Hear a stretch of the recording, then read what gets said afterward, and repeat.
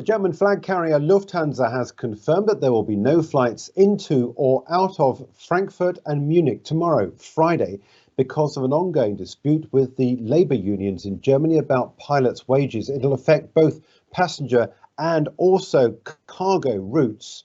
Let's take a look at the share price chart for Lufthansa, which has been under a lot of pressure recently. You can see since the highs we got here on this chart going back to the 21st of September last year. So this is a 1 year chart. You can see these lower highs explaining the pressure that the stock price is under. Back in November last year and then again in March this year, we saw those record lows for the stock. We approached that back in June, but didn't quite get below to a new lower low.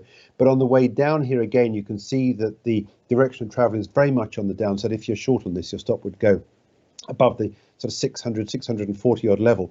We're currently trading at 575. So support line is at 531. Depending on how long these strikes last, at the moment it is just 1 day, but strikes and staff shortages have already forced airlines, including Lufthansa, to cancel thousands of flights this summer, and has caused hours-long queues at major airports, frustrating holidaymakers keen to travel after the COVID-19 lockdowns. Let's just go back as far as we can on this chart here for Lufthansa, and you can see that going all the way back to 1997, I can see no new lower lows than we've seen in the last year.